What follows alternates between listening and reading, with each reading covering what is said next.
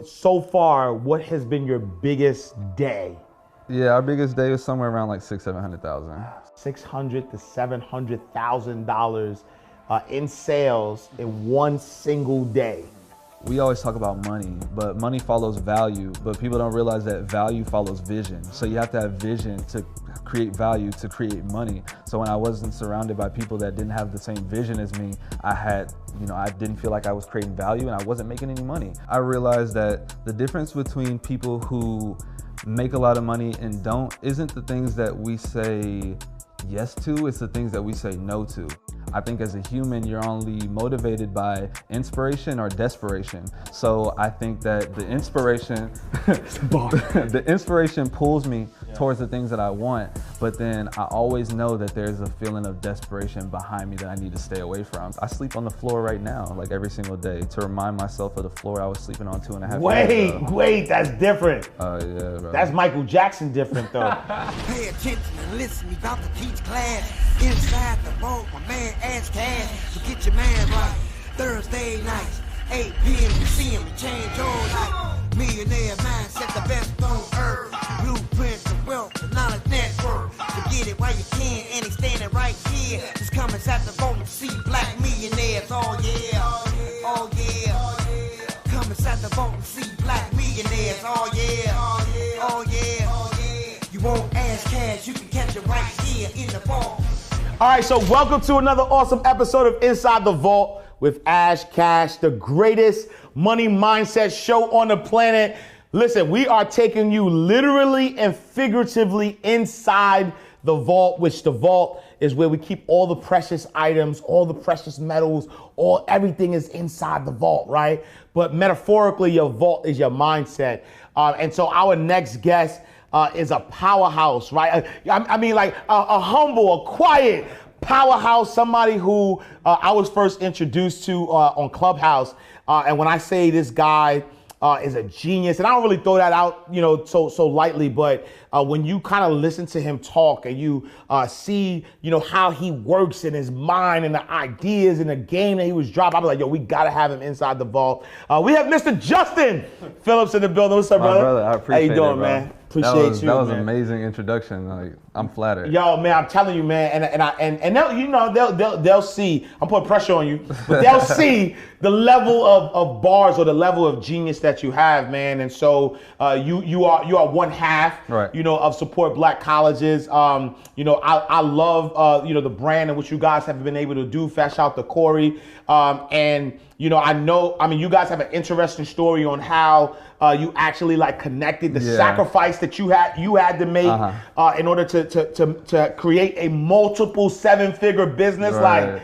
I'm talking, y'all dropping numbers, you're talking right? Heavy, you're talking spicy right now. Yeah. Y'all doing numbers, like, you know what I'm saying? And so, I definitely want to get into all that, but, for those who, never heard of you, who don't know you, who is Justin Phillips?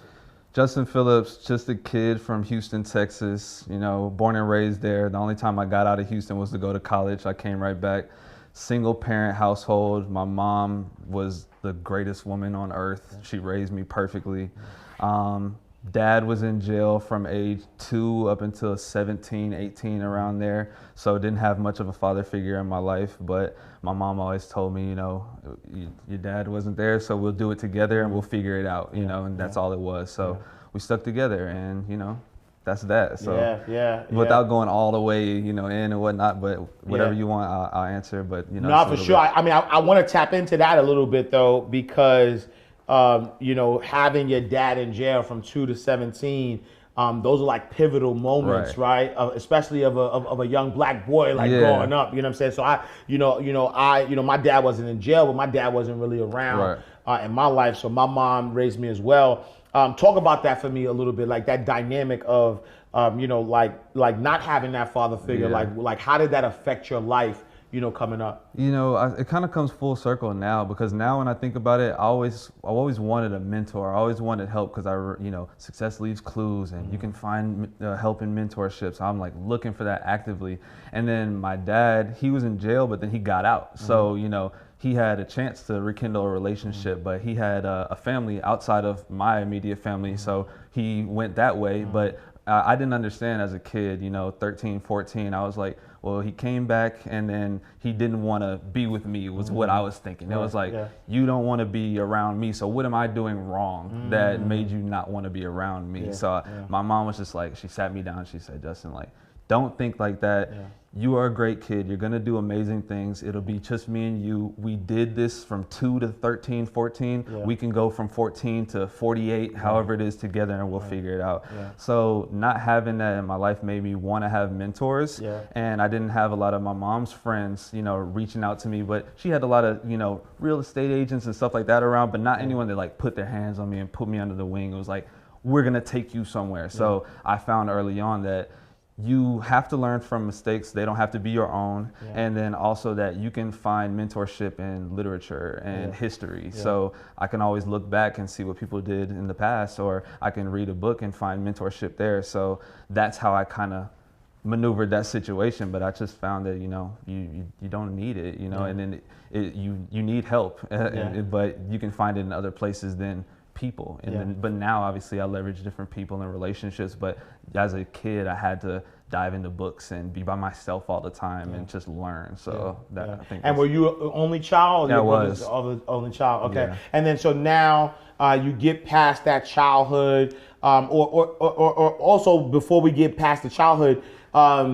did that thought process of potentially not feeling wanted, did that display itself in other areas? Were you bad in school? Did you get kicked out? Did you fight a lot? Was that part of the trajectory? I really wasn't. I don't know why it was. I think it's because my mom, she just didn't play. You know how moms get. I wasn't allowed to bring a C into the house. If I did bring a C into the house, I got a whooping.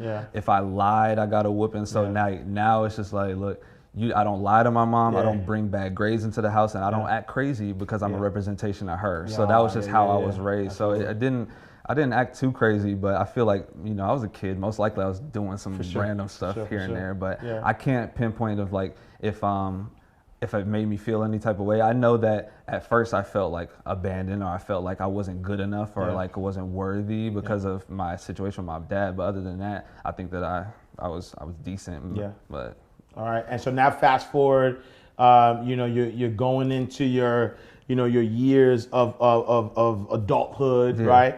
Talk to me about that era. Are you, you go to college, during college or after college, are you saying, listen, I'm gonna work a 9 to 5, I'm gonna be an entrepreneur? Like, what was your trajectory? I was a terrible employee. So like I had a job very young. So like 15, 16, I worked at Shoe Carnival. I've only ever had 2 jobs in my life. So the first one, I was just a bad employee. They were like, hey, go sweep the floors. And then I would go sweep, and it would take me from 9 a.m. to 5 p.m. So I would just stretch it all the way out so I didn't have to do anything.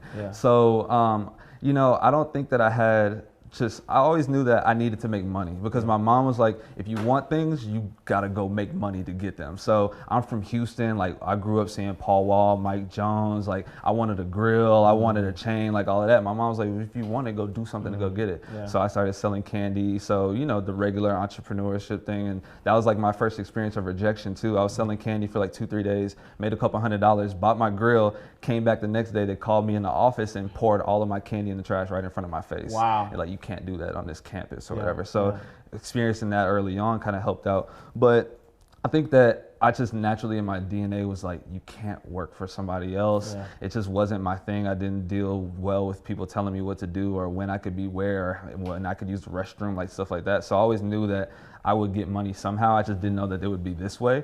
So when I went into college, that's when I started experimenting with throwing parties, and that's how me and Corey met, and then we kind of just took things from there. And so now, you're throwing parties. So how does it transition from, throwing parties to starting, an actual clothing brand that is like killing the market? It's interesting because I wasn't a part of the brand when it was being created. So Corey and his cousin started it together in 2012, and me and Corey were just friends. Like, I was in the first photo shoot. I made them their first Twitter, got them some followers because I had a digital marketing background, and that's what I wanted to do. And then, that was that. Like, I was just being a good friend. And then we started throwing parties together. I skipped a grade, so I was in college like 17, 16. So I'm like 16, 17, making 10, 15,000 a month just from parties. So I'm like, I'm trying to get up out of here. I'm telling my mom I'm dropping out, like I'm straight. Like she's like, no, you're gonna be the first one in the family to finish, whatnot.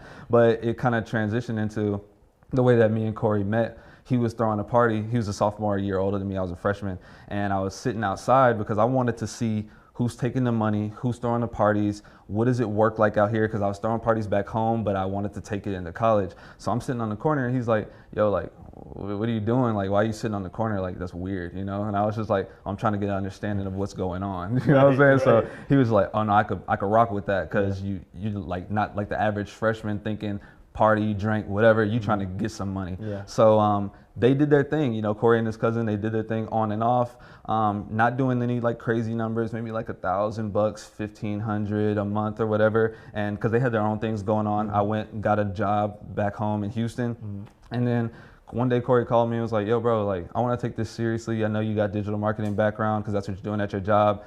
Come work with me and let's do it together. And then I didn't take the chance to do it. I like procrastinated on it like 6 months because I got into a bunch of negative stuff, like just illegal stuff I shouldn't have been doing. And then it came a point where I had to make a decision, like, are you gonna go all in on this side and like follow the footsteps of my dad and my other family members and the people I was surrounded, or are you gonna try to go start from the beginning and just do it the right way? And you know, thank God I chose the right way. And then that's when me and Corey got together 50-50. He had $20,000 in inventory. I had $10,000 saved up, sent it to him, had 2 pennies in my bank account.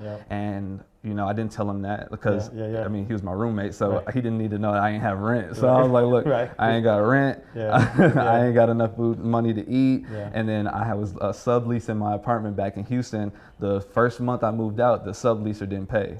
So I had 2 rents and no money. And I was like, well, we gotta figure something out. And wait. Don't. We gotta slow down on that one. So you telling me, right? You know, Corey wants, you know, has this business. Wants you to be part of the business. He has $20,000 worth of inventory, right? And he needed money, right? And so you become a 50-50 partner, and you decide you have $10,000. Actually, you have $10,000 and 2 cents. Right. And so you send him $10,000. Like, what were you thinking? And I don't mean that in a like bad way, but like you have $10,000 and 2 cents. This guy, you become a partner in this business. You are subleasing your house, right, in Houston. Don't have rent for that. Because somebody didn't pay you. You don't now because you're gonna give him this, before you even give him a $10,000, you're about to give him $10,000, and once you do that, you'll have 2 cents and not enough money to pay your rent where you currently live in. What were you thinking? You know, I was thinking that I had just moved to Atlanta, and I was in a situation where in my 1-bedroom apartment in Houston, I was living with 5 people. So all of my friends, and it wasn't like that in the beginning. I had an apartment by myself, I had a job or whatever, but my family, like my cousins and my friends, they needed places to go. So I was like, look, just come live with me. But then I realized that it was just surrounded by like, you know, we weren't on the same page. I felt like I had greatness inside of me, and I didn't see it out, like, you know, it's with them. I just didn't feel like they were on the same page as me, essentially. So I was like, you know what, I just need to get out of here. I don't got too much money. I got a decent amount saved up, but when I moved to Atlanta and sent that money to him, I was like, I've been broke before. I've been in an apartment with 5 people in 1 bedroom before. I slept on the floor before. So worst come to worst is it doesn't go well and I'm in the exact same position I was just in. So why not at least give it a shot? So I came here for a new beginning. I came here to start something. So let's try it and see where it goes. And if not, I'm in the exact same position I was 6 months ago. And then we'll just figure it out from there. And so now you give him the $10,000. What happens after that? What's the trajectory? I'm immediately broke. One thing I will say is that I want to preface this too, because I had a little bit of money saved up. So back then I was like 18, 19, and I was like researching and whatnot. And I came across like blockchain technology, cryptocurrency, whatever. So I put like all of my money except for the $10,000 I had into crypto. So like I had a little bit of a like little nest egg, but my goal was like, long-term swing trade, leave it alone, don't touch it. Yeah. So in my head, I really only had 10,000. So after I did that, I was just like, I was broke. So I immediately was like, I need to lock myself in my room and learn how to make money online. And for the next 30 days, I didn't leave my room at all. I just sat on the computer 14, 16, 18 hours a day and was like, I need to make some money online. And then within the first 30 days, I was able to go from no money to like $5,000 a month, just managing people's Instagram, doing like growth stuff for them. And that was it. So from there, I was like, all right, I'm straight. Like, let's turn it up now.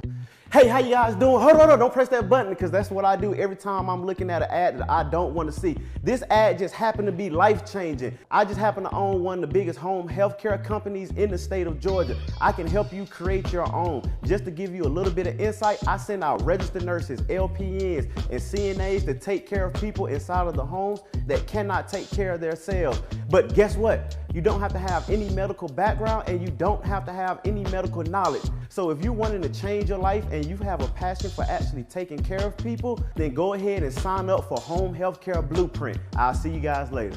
Nice. That's powerful. And then so now, you know, you're generating income. You learn how to make some money online. You know, at what point did you realize that bet, that $10,000 bet, you know, that you made on you know, the business that you're now you know, part owner in was a great decision? Immediately the next month, like immediately after, like maybe a month, maybe two. Yeah. And it's because I had tried a lot of online businesses in Houston, but they just weren't working out. I didn't have like the proper mindset, like it just wasn't working. And then I was like, you know what? I learned different skills like running Facebook ads and Instagram ads, YouTube ads, Google. Like I learned all of those things, but I was just doing it for like random drop shipping products, dog leashes and like kitchen products and stuff. And I was like, you know what? This is a product that I can stand behind, that I'm a product of. Let me apply the knowledge from all of these failures that I had and do it here and see what happens. And immediately when I started like running ads and stuff for the business, it just shot off, like immediately. And then when you say shot up, give me some numbers, right? So like, what was some of the numbers? It was modest, bro. I started with $50 a day in ads, you know, and that was it. But I saw 4.5 return on my ad spend the day after I started the campaign. So, you know, it wasn't nothing crazy, but you know, it was good enough to like give me the spark to like, okay, this is something that could be scaled up. Yeah. And I think that's really important, that people realize that having a business, if nobody knows your business exists, right? If you don't have the visibility, then you're really not going to be successful. And so now, you know, putting in $50 was $50 a day, $50 a week, right? $50 a day, right? So $50 a day. You're putting that into ads. You're getting a you know, 4.5 time return. But let's say you're getting, you know, what, $200, right? That's literally like quadrupling your money, though, right? You put 50 in, you get 200 out, and then so, you know, at what point do you say, all right, now this thing is working. Let's turn up the dial a little bit, or you know, what was that the catalyst? Was like what tipped you over? What was the tipping point? You know, for support Black. I think it was when like we started to get some influencers. And then also I want to say this too, because I don't want people to think like, oh, I just started and it just instantly started working, because that was the case, but it took me multiple like months to like get my mind right to be able to do that. So like I always say that my biggest mistake was like, one, not moving away from negativity in Houston and then getting to Atlanta faster, because that 6 to 8 months that I procrastinated on that, I can only imagine if I was putting in the work I am now for 6 to 8 more months, how much further along we would be. And then also just like the analysis paralysis, like I was just so stuck on, I need to do everything perfectly right. I need to structure my campaigns perfect. I need to have the perfect creative. And then one day something just told me, it's like, bro, if you don't press go on this right now, you're never gonna do it. And I said, you know what, it's not gonna be perfect. It's not gonna be all the way right, but let's try it and see what happens. And then that's the day when I did that. So, yeah, bro, like I wanted to make sure I said that. Yeah, for sure. No, I appreciate that. And then now, you know, the tipping point happens when you start getting influencers. How did you get influencers? Like, how did that happen? Influencers, we was just reaching out. Like, so early on, I realized that the difference between people who make a lot of money and don't isn't the things that we say yes to, it's the things that we say no to. So I was just like, okay, I'm saying yes to all of these things, but what am I saying no to? So I'm like, okay, look, I need to say no to everything that does not make me money in this business. Yes. And I realized that there was 3 major things that made me money. There was reaching out to influencers, there was studying paid ads, and there was building community. And I was like, all day long, all I'm gonna do is those 3 things. And I figured that my income would increase. And that's what happened. So I was just like, for influencers, to answer your question, I was reaching out to 10 to 15 influencers every single hour, like all day. Wow. So like for multiple months at a time. Wow. So it's like 10, like every alarm on my phone, like alarm goes off, same DM to 10 people. Oh, cool. No one, like one person hit back. I bet, like cool. But it was like having the resilience to do that for multiple months and like years at a time, like for real. And then that's how we got a lot of our bigger influencers to like really rock with us, because I found that if I reach out to them and I say something like, hey, I want to offer, are you offering any paid promotions right now? I think our message aligns with what you do, something like that.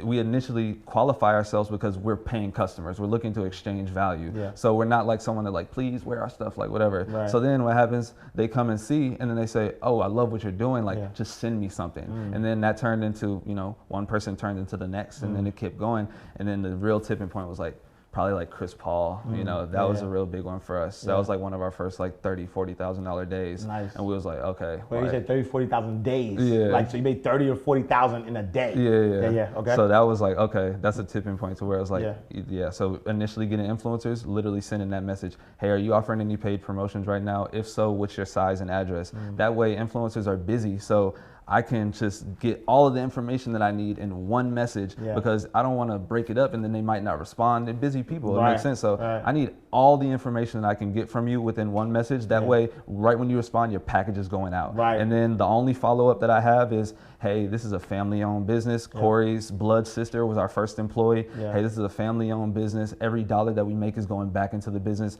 Only thing that I ask is that you please just tag us when you post. Anything else, that would be a blessing to us. So pulling on the heartstrings a little bit. So that's kind of how we, catapulted the influencer marketing. Wow. And so now, so you have this brand, you started getting influencers, you're doing ads, and then now, fast forward for me, what has been your biggest day? Biggest day? Yeah. Oh man. So you said 40,000. Oh no, biggest day might like 600,000-700,000. Maybe a little more. Say that. Say it again.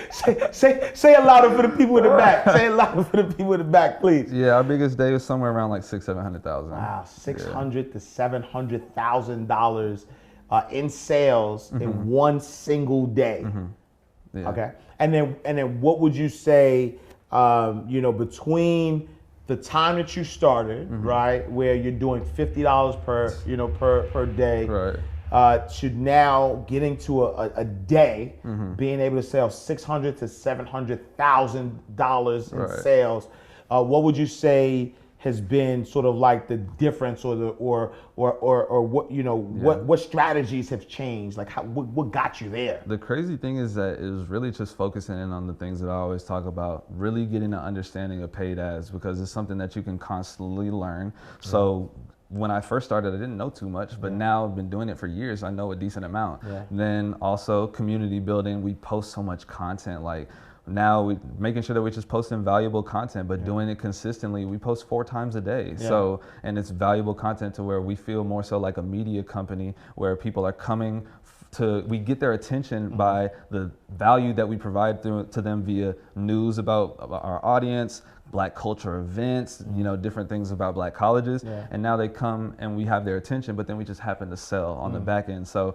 deep understanding for paid ads, deep understanding for community building, grassroots marketing. Every single event that had a Black person in sight, we're there. The first time homecoming tour, we did 7 homecomings, just me and Corey. The next year we did 17, and then now we got messed up last year, but it's all good. And then when we come back, we'll do every single one. So really in the field as well, like building the personal connections with our audience, and then content creation. I mean, like those 4 things is just the biggest things that we always harped on. I love it. And so you said something that I want the audience to catch, right? You said you focused on content creation, giving your audience the content that they want, and then you sell them on the back end. Yeah. So what does that mean Yeah. for the layman person who's like, how do you, Yeah. what, like, I give you content and Right. then I get sold to on the back end. Like, what does that mean? So essentially, we're just trying to gain attention Yeah. because we know that the attention of these people or just humans in general lives on a few places: Facebook, Instagram, YouTube, Google, all of the places that we know. Yeah. So I need to be able to garner the consumer's attention and let them know that I'm around or that I'm providing some type of value so that they're willing to exchange money with me. So my goal was just like a meme page. You post a bunch of memes, you get a bunch of followers, and then now you can drop ship a meme type product. The goal is to get attention. Neo, Josh, all of them where money goes or attention, where attention goes, money flows.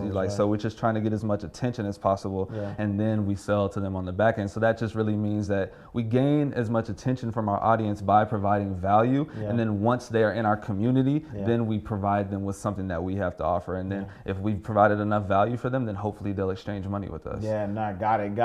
And selling to them and providing them, this solution or access to your community. What does that look like? Does that look like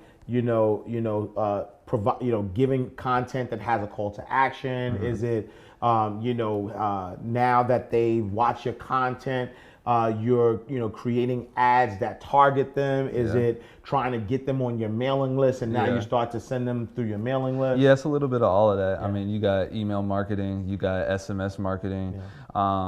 There's just a bunch of stuff that folks aren't doing too that I see, like even with email marketing, people might do like abandoned cart emails, but they miss out on so many other flows. You have like your welcome flow, your abandoned cart flow, your browser abandonment, your customer win back. Like there's so many things. So there's a bunch of different ways, but like you said, you got email, SMS, you got just a call to action with your regular content, but we usually have like 80% value content and then like 20% selling. So with the call to action, I mean, this is nothing too crazy. We provide so much value, we have the attention, and it's not like we're selling something that doesn't align with what they're already coming to us for. Right. We give them Black news, Black colleges, Black culture, and we sell items for Black folks. So it's as long as we have their attention, it's not hard for them to resonate with what we're doing. Yeah, and so how does it feel, right?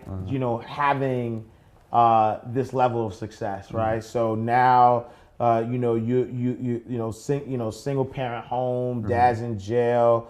Started to kind of almost shift towards that illegal route, but make the detour to fly right. You bet on yourself, right? You bet on your business partner, and you put this money out there, but you immediately get to the point where you're really studying the business, and now you make this calculated, right? You take a calculated risk, and now you're at a space where your company is generating multiple seven figures, right? Annually.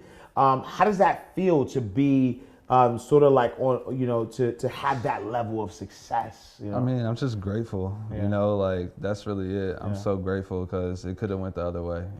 Literally everybody, all the men in my family have been to jail, still like doing negative things and whatnot. So it's just, I just think of it more so like as a beacon of light, kind of like, look, I was 2.5 years ago, I was sleeping on the floor next to 4 people, like for real. So it's just like, I'm no different from anybody else. So it feels more so like just grace and favor. And it's just like, if anyone can see my situation, I'm no different than anybody else. So I was just a kid that just sat there and read books. And that's like, that was it. Right. Yeah. And so now, you're at a space again of success. If you could go back to 18-year-old Justin, right? If you could go back to 18-year-old Justice, I keep chopping up your name, right? If you could go back, right? If you could go back to 18-year-old Justin, what advice are you telling him? Man, to change your environment. I realized it was like, especially like even trying to work out, I'm like, well, when you got honey buns in the fridge, it's very difficult to not eat them. So it's like, all right, so just change your environment because that's what you're gonna become.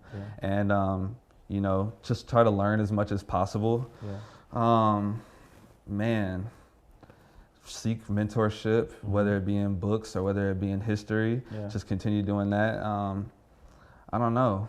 That's the first thing that's coming to head.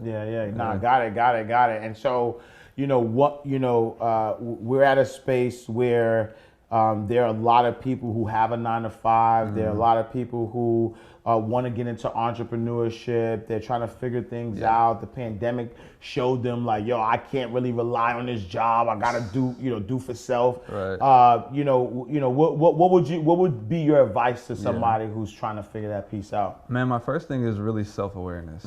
Like, that's the biggest piece to me, because I feel like there's so many ways to get paid. It's like there's so many different avenues. Even let's just say we talk about clothing. You have print on demand, you got drop shipping, you got screen printing. Like, there's just so many ways, but each of them comes with a different sacrifice level. Each of them comes with a different workload, and each of them comes with a different understanding of business that you have to have for each different way. So that's just clothing. So I can only imagine the different possibilities of everything else. So it's more important to figure out who you are as a person and who you want to be as an entrepreneur, so that you can understand what you can handle in business and what you're willing to handle in general. Because when I first came into entrepreneurship, I thought it would be cool to have 100 employees and seamstresses all over the place, and we're sewing everything by ourselves. Like, I thought that was the way, like, let's create 1,000-person business. But then I quickly realized that that wasn't something that I was willing to do, because I was good at creating demand and customer service. So I need to operate in those things. So I gave away the other pieces that I wasn't good at. And it takes deep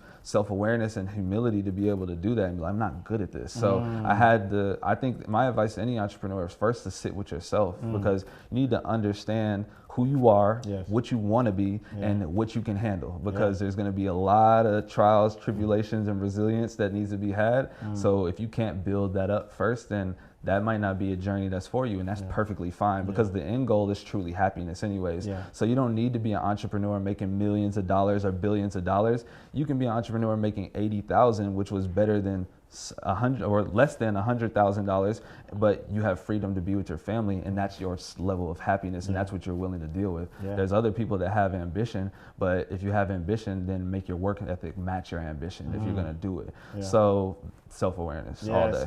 I love that. I love that. And so, when now that you do have this level of success, how has your mind expanded, right? Like, how has your vision expanded? Like, are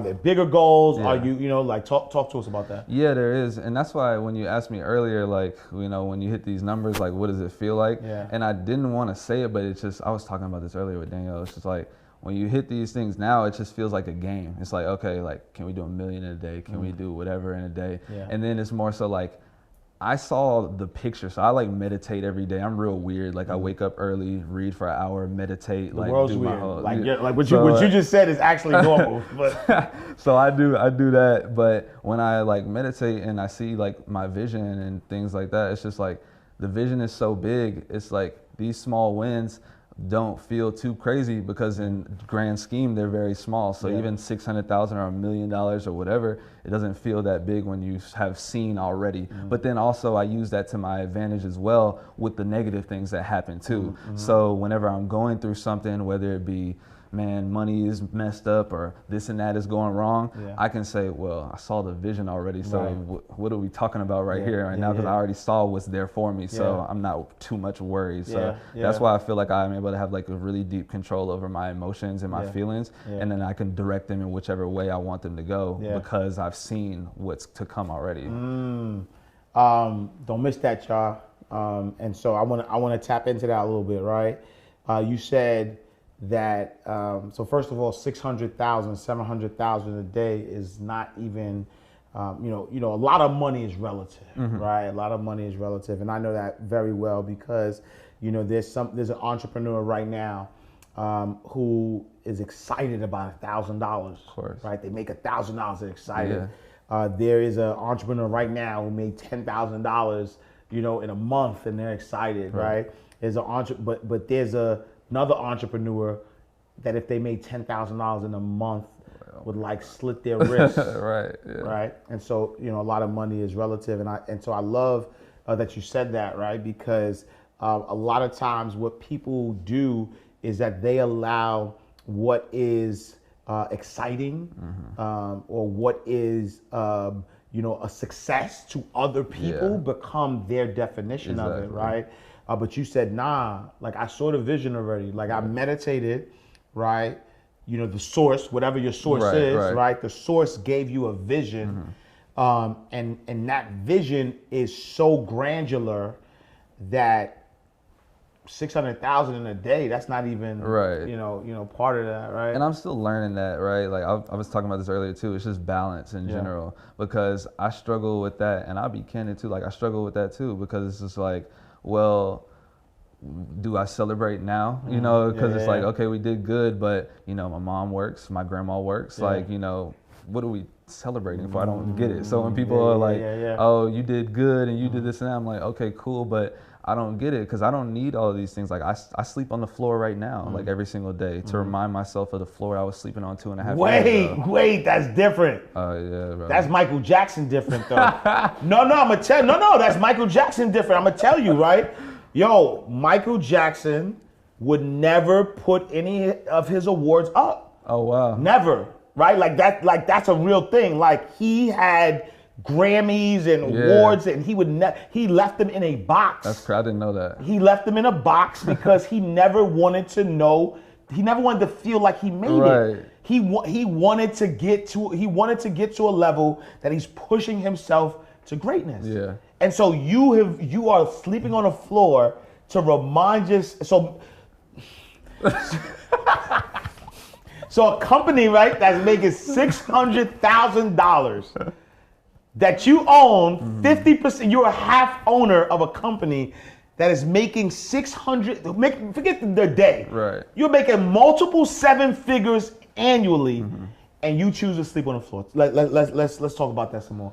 I got discipline instilled with me like really early. So I don't remember what it was, maybe an article or video, and I was watching this guy I was like maybe 16, I don't know. He was like, he takes cold showers every day to like shock his body and all the natural benefits, but then to also, be like, man, if only I could like work a little harder to be able to award myself a hot shower. And then also like he slept on the floor too. So to remind himself, like when you wake up, there's things that are behind you, like negativity was just behind me. I got away from it. So I'm pulled by the things that are light and are good and is success and health and wealth, but then I'm constantly reminded by the things that are behind me. So I think as a human, you're only motivated by inspiration or desperation. So I think that the inspiration the inspiration pulls me towards the things that I want, but then I always know that there's a feeling of desperation behind me that I need to stay away from. So sleeping on the floor or just trying to remain humble and like, bro, you was just messed up just a few years ago. Like, check yourself. Like that type of thing is very serious for me. So yeah, that's just one of the like practices I do. Yeah. And then do you see a time when when you are able to enjoy your success, or have you seen what that looks like, being able to tap into like what the success that you want and being able to enjoy it? Not really, and only because like I'm struggling with it. So maybe you'll have a bar to give me too to help me out. I'm still young, like just trying to figure things out. But I struggle with that because it'll be like, all right, I can go and spend $1,500 on a car every month and it won't hurt too much. And I can go and get a $2,000-$3,000 mortgage on a house, whatever. But then I'm like, well, then $4,000 a month is gonna equal up into whatever over the year. Then over 5 years, that could have been all used to better my community, better my family situation, better my long-term wealth. So I'm fine with like, I was talking to a friend yesterday. I'm like, bro, I would go to a $700 apartment tomorrow and just put it all back into the family, because I don't need all of this, because I know it's fake anyways. So like, where do I celebrate? So she was arguing with me like, you need to like celebrate and da. So I'm still figuring that out, bro. I'll be honest with you. So. No, I like that, and I think that I mean, man, if I could unpack that a little bit, because I know for me personally, there was a time where I struggled with survivor's remorse. I would call it. Because, I had a lot of success early on. I was a VP at a bank, 24 years old, bought my first house at 25. Was making, some great money as a banker, CEO of a credit union at 31 years old. Was, I drove all the, Benz, like I drove all the nice cars and stuff. And so, but part of, I'm from the projects though, right? I grew up in the St. Nicholas houses, and, there was a time where I'm looking at my family, and I'm looking at, people that I love dearly, that I want to come with me. And, there was this level of humbleness and level of like, this back and forth for myself. Yeah. I mean, but for me, one of the things that I just realized just universally, that the level of gratitude, right? That to be in a specific space, but the level of gratitude that I am where I am, and I have the ability to do certain things, coupled with just being a demonstration, right? And so for me, I'm at a space where I believe in God, and I believe that I'm made in the image and likeness of God, right? The Most High.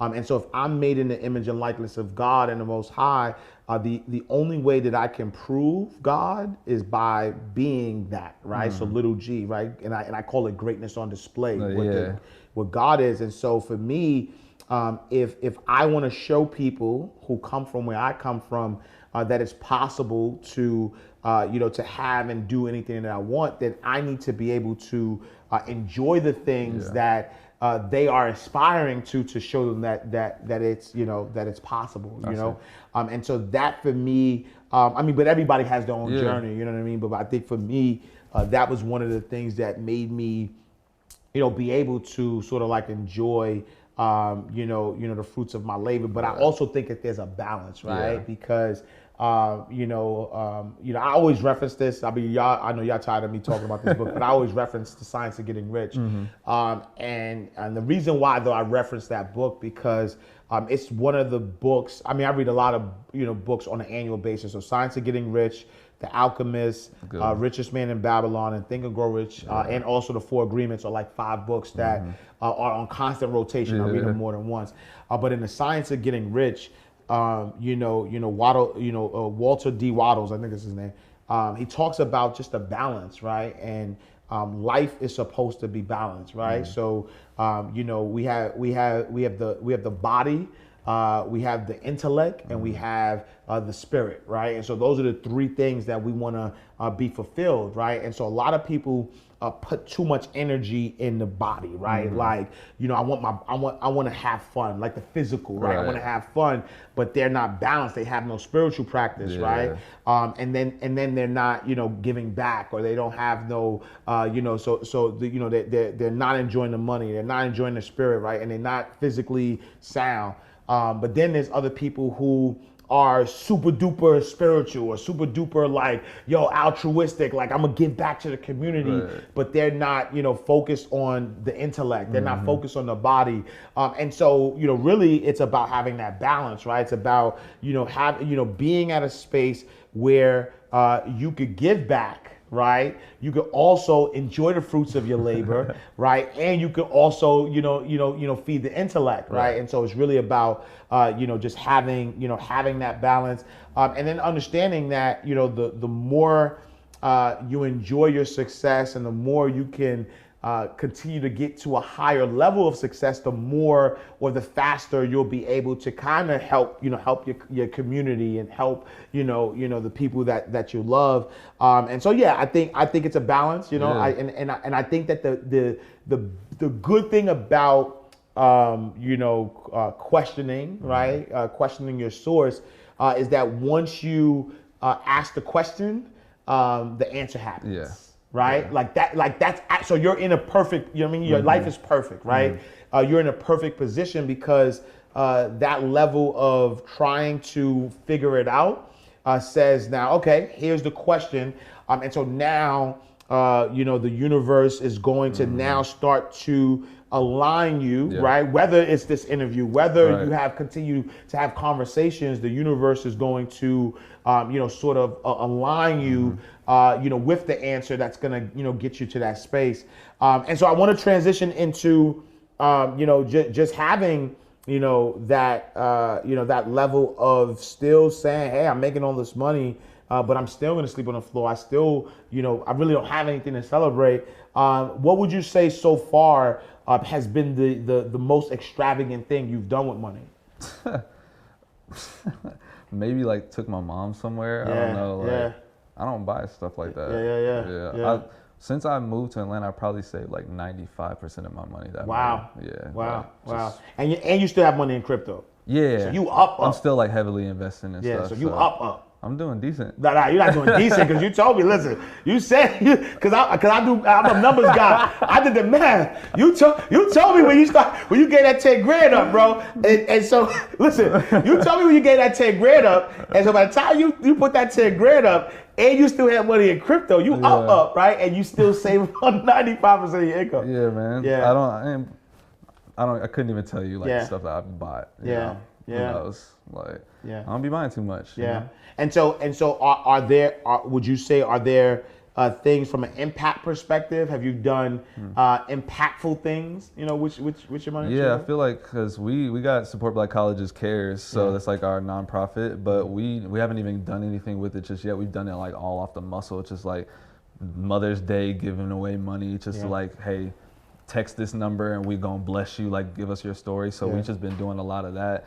I mean, that's pretty much our impact, or even just like raising awareness really feels like impact for us too. Because when I came out of school, I was a senior and I didn't know what a fraternity, like sorority, like none of that was. So for me, I think it's really impactful for us to even tell these stories or like talk about these colleges or this brand in general, because I didn't know any of this stuff. So but to answer your question, And so how are you, if you are right now or planning to, how are you sort of diversifying your money, right? Because, one of the things that, as a financial educator, former banking executive, I know that the worst thing that somebody could do is just leave their money in the bank, right?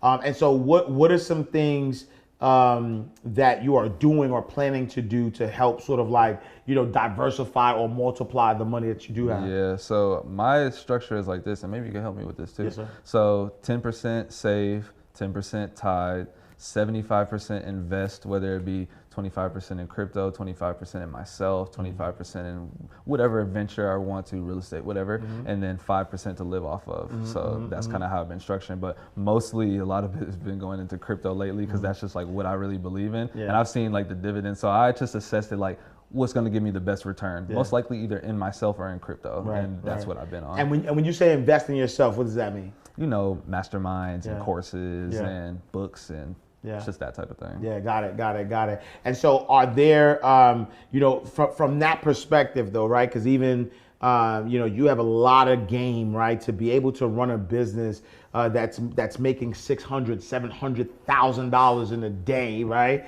And to be able to do that, are there, things that you've learned? Are you at that phase? Have you created programs or things that will help, other people learn that game? Talk to me about that. So right now I just have an ebook out, and it's called The Last E-Commerce Ebook You'll Ever Need, because I like to feel like once you come and learn from me, you won't need to really go anywhere else. And I'm really the type that, another thing that I kind of struggle with is like, I want to give it all away for free. I don't need it because I make the money in the business. So why do I need to charge for the value? That's just how I be feeling sometimes. So I'll give it all away, but I also, Neo, he got on me real bad. You know how he gets. And I was networking with him, and then he was just like, oh, you did however much in a day? Oh, that's cool. But like, you need to package that up because you can do the same amount in the digital side as well. So I followed his footsteps there, made an ebook, and then now I'm building out a course that's going to release on my birthday, July 12th. So 60 days from today. And now you good people. You a Cancer. Yeah, my wife's a Cancer. July 14th. Yeah. Oh, so we right. Yeah. That's my neighbor. Yeah. Okay. So, just putting that stuff together now. So Yeah. And I think that, number one, it's definitely admirable, to be able to give away the, the information. But definitely a balance, you know what I mean? So I'm looking forward to you dropping the course and really just, being able to champion that, because I also think that, the knowledge that you have is valuable, and that value will be able to, help other people, right? Exponentially. So I love that. All right, so we're gonna do a quick lightning round, right? All right. And so the lightning round is really just kind of taking some banking terms, right? And then we take the banking terms and we flip them, you know, because we are inside the vault. Right. And so the first banking term I'm gonna use is deposit slip, right? And a deposit slip is when you take a deposit slip, you put money inside the bank. For us, deposit slip is a mess up, right? A mistake that you made with money. What would you say so far has been your biggest deposit slip? The biggest deposit slip was trying to make too much money too fast to where I was naive in who I trusted. So I never even told anybody this ever. I don't even think Corey knows. Like when I came down to Atlanta, I saved up all of my money from the first year out here, and it was like $50,000, like somewhere around there. And then I got introduced to a friend, and he was like doing real estate or whatever, and ended up just getting finessed 50 bands. Wow. And it was just, and still working through that. But I mean, I've been able to like handle that and whatnot, which is cool. But that was probably like biggest mistake. Wow.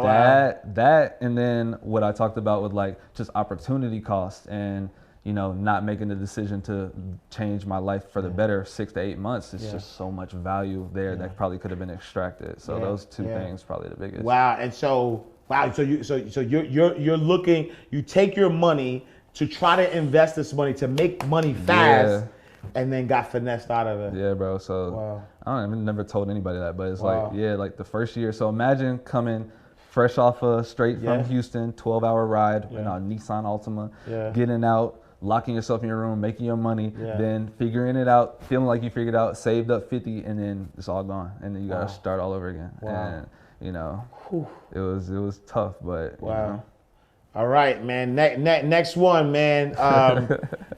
Charge account, right? Or charge off, right? And so charge off is, when you have a credit card, you don't pay the credit card companies going after you, but eventually they're like, nah, I need to charge off this debt.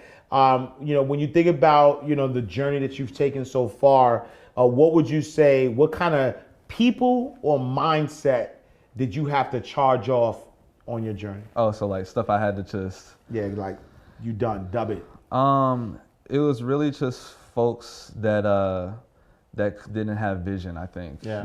And I don't mean that to be negative, because I think that everybody plays a position and a role in your journey as well. Yeah. But I found early that we always talk about money, but money follows value, but people don't realize that value follows vision. So you have to have vision to create value, to create money. So when I wasn't surrounded by people that didn't have the same vision as me, I didn't feel like I was creating value, and I wasn't making any money. So I had to switch my environment from people that didn't have vision or didn't provide value to the opposite. Wow, that's a big bar. That's a big bar. I'm trying. Yeah. And then last but not least, ATM, right? An ATM machine, you put your card in, and that's where the money's coming out. But we inside the vault, so what comes out, right, in here is those gems, is those gold bars, right? And so for us, ATM is another teachable moment, right? And so when you think about your life and the lessons that you've learned, give us another teachable moment that has carried you and that can help somebody else. Man, that's a good one. Let me think. First thing that's coming to mind, I don't know, like whenever I think about this, it's really just gratitude. Like that's all I be living off of, because I realize every day when I wake up, it's just like I was born to a mother that loved me. My father wasn't there, but that's cool. I wasn't born in a third world country. I have a smartphone. Like these are all things to be very grateful for. I have running water and a house. Like, so I think the biggest piece probably is just to be grateful for the things that you do have. We spend so much time focusing on that we don't, and we don't understand that the world outside is just a reflection of who we are on the inside. So if I can change the world within, then I can change the world without. So I think that piece has really taken me far, because I've realized that if there's something that I see in somebody else that I don't like, or something that I see in whomever that I'm not resonating with, it's a reflection of who I am or what I see in myself that I don't like. So I think not judging people, being grateful, and I don't know, just realizing that, bro, I'm just like everybody else, that's kind of pushed me. But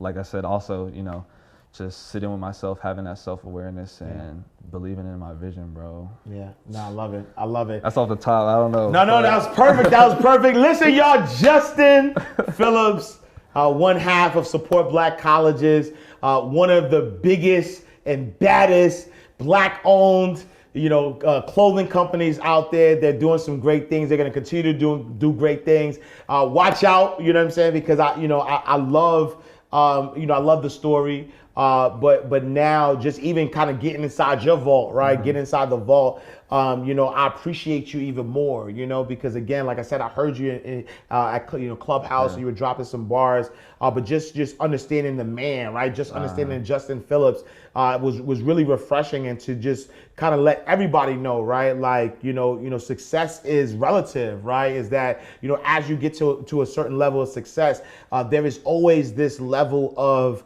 finding yourself, right? And I think that's the most important thing. Like I always say that I think I'm on my 4th or 5th life, right? Like, I just said, I've done so much in my life, but the reason why I've done so much is because, life isn't really about there isn't a destination, right? Because once you get to a destination, life is about the pursuit, right? And so you get to this destination, and then you're like, that's it, and then you're gonna keep wanting more, and so it's really about pushing yourself and challenging yourself. Like you said, 600, all right, how can I do 1 million? A million, how can I do 10 million? Right? Yo, 10 million a day, how can I do 100? Right? Like that continues to be the barrier until there's something else, right? Until you're like, all right, I did this on this company, how can I do this in a different company? Right? So there's always gonna be this thing, and so I think that your transparency, your willingness, right, to show most people who would look at, like people be like, yo, this dude crazy. Like, how he made this level of money? And he sleep on the floor. Like, he ain't spend no money.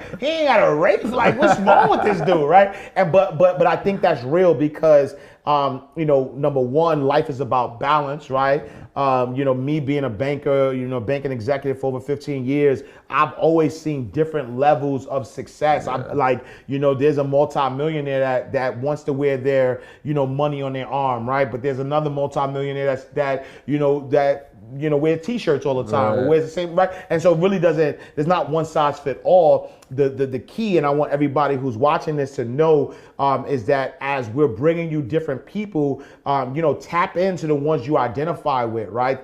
We're bringing you variety for a reason. Tap into the ones that you identify with, and then if that person's story connects with you, then then connect with them, right? Yeah. And so I know you touched a lot of lives, you touched minds. If somebody wants to connect with you, where can they find you? Yeah, Instagram at IHONation, Twitter, Ecom Justin P, Clubhouse Justin P.